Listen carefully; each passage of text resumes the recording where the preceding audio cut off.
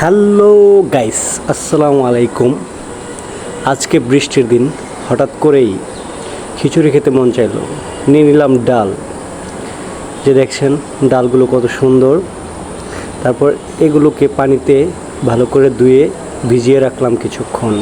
এই যে দেখেন একটি বাটির মধ্যে ডালগুলো ভিজিয়ে রেখেছি। তারপর কিছু আলু নিয়েছি, পেঁয়াজ নিয়েছি, রসুন নিয়েছি, এগুলো বাটা করলাম। এই যে দেখেন বড় আলুর পিসগুলো, এইগুলো হচ্ছে আমরা অন্য কিছু করব, মানে এটা হচ্ছে আমরা ভাজি করে খাবো। আর এগুলো হচ্ছে খিচুড়িতে দেব।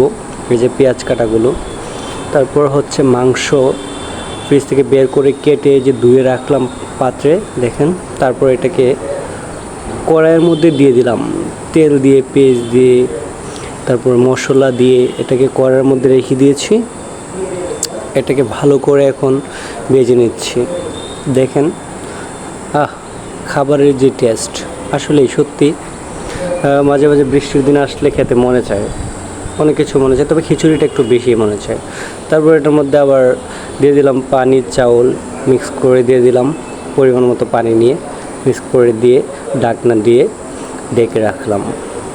ঢাকনা দিয়ে ডেকে রাখার কিছুক্ষণ পরেই তৈরি হয়ে গেল বৃষ্টির দিনের সেই সুস্বাদু খিচুড়ি। কি যে স্বাদ! সুস্বাদু খিচুড়ি খেতে আসলে সত্যি অনেক ভালো লাগে। কার কার ভালো লাগে জানাবেন।